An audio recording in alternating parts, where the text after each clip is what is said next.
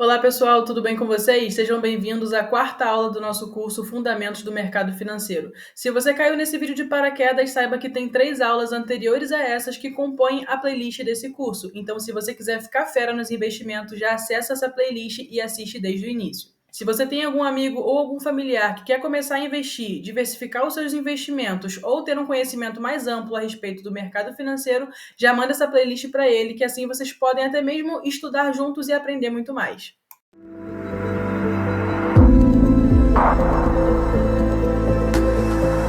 Dando continuidade aos nossos estudos, na aula de hoje a gente vai aprender sobre o Tesouro Selic. Como eu falei na aula passada, eu dividi a parte de renda fixa em 2 partes. Então, nós aprendemos sobre o CDB e sobre o CDI, e nessa aula nós vamos ver sobre o Tesouro Selic. Como vocês podem ver, é bastante intuitivo esse slide, né? Então, o que é o Tesouro Selic? Você empresta o seu dinheiro para o governo e ele utiliza o seu dinheiro para financiar dívidas públicas ou financiar algum gasto público, como obras ou algum orçamento.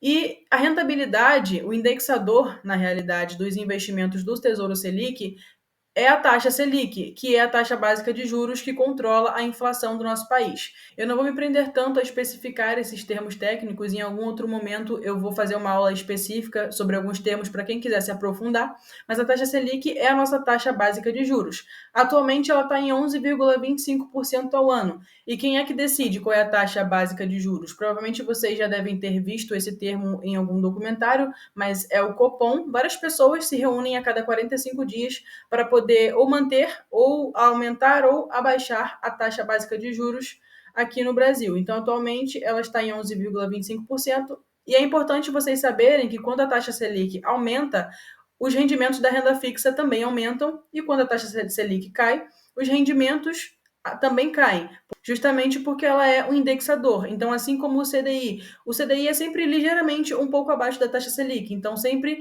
que o CDI cai, o rendimento cai também. Então, quando a taxa do CDI aumenta, o rendimento aumenta. E o mesmo pensamento segue aqui para a taxa Selic. Então, quando a taxa Selic, na realidade, aumenta, as coisas ficam mais caras. Para você fazer um empréstimo, por exemplo, a taxa de juros vai ser muito maior. E aqui tem algumas características do Tesouro Selic, que seria a sua segurança por conta da garantia do FGC, como nós vimos, né, que é o Fundo Garantidor de Crédito, e é difícil de quebrar, porque antes do governo quebrar, muitos outros indicadores vão vir antes, muitas empresas vão falir, outras crises vão acontecer, então é muito difícil de você perder o seu dinheiro. Então tem uma alta segurança, tem uma liquidez diária, então você pode sacar a qualquer momento, né? Lembra que a gente já falou sobre as reservas de emergência, de como é importante você ter um investimento que te possibilita um resgate imediato. Por mais que tenha ali o vencimento, normalmente até de 3 anos à frente, 5 anos à frente, você pode sacar a qualquer momento. Então, tem uma alta acessibilidade também, que você pode começar com pouco dinheiro. Tem até uns valores quebrados, tipo 7,25, R$ 9. Você começa realmente a investir com pouco. E todos esses indicadores fazem com que a gente entenda que ele é recomendado para você construir a sua reserva de emergência. Assim como o CDB, né? Os investimentos de renda fixa são altamente recomendados para você construir a sua reserva de emergência. E como a gente já viu anteriormente, os investimentos de renda fixa justamente são esses, os CDBs, onde você empresta o seu dinheiro para o banco, o Tesouro Selic, que a gente acabou de ver, onde você empresta o seu dinheiro para o governo, e de bônus, vocês ainda vão ganhar a explicação do LCI e do LCA. Claro que existem outros investimentos de renda fixa, até mesmo a poupança, tem as debêntures, são investimentos de renda fixa, mas aqui eu reuni os que são mais importantes, os que são ali já essenciais, sabe, para vocês começarem a entender. E o que seria o LCI e o LCA?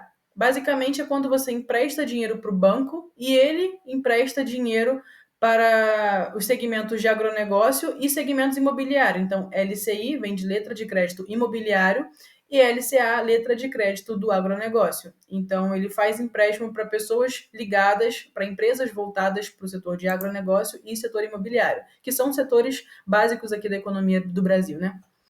E quando a gente está falando de LCI e LCA, temos 3 tipos de rentabilidade. A pré-fixada e a pós-fixada, que vocês já viram. Se você assistiu ao anterior, você já sabe o que é pré-fixado e pós-fixado.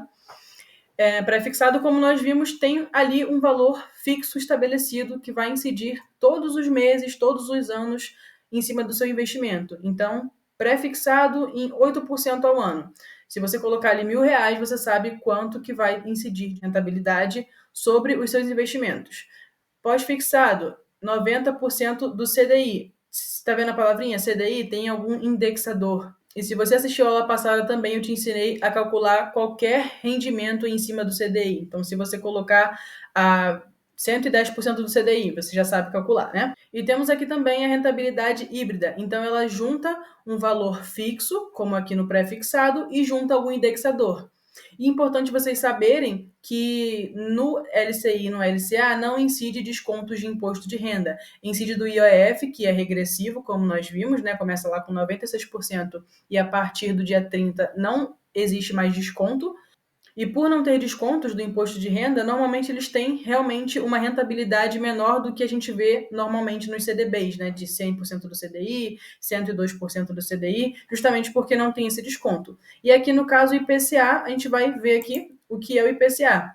Significa a sigla Índice Nacional de Preço ao Consumidor Amplo e é o principal índice de inflação do país. Então, quando a gente fala a inflação está alta, a inflação está baixa, é o IPCA que mede a inflação.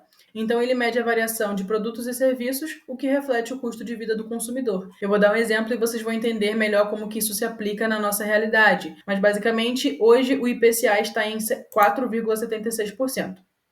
Aqui, só para exemplificar para vocês, vamos supor que seja um refrigerante, né? Um produto aqui que no ano passado, há um ano atrás, vocês compravam por R$50.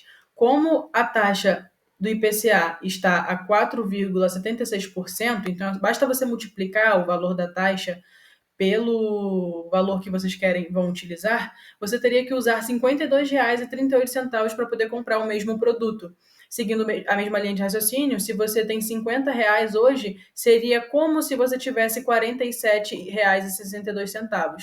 Então, para você descobrir quanto que vale realmente, não quanto que vale porque não tem uma diminuição monetária daquele valor que você tem. Então, se você tem R$50 hoje, você continua com os R$50. Ele não equivale a 47,62, mas o seu poder de compra fica menor.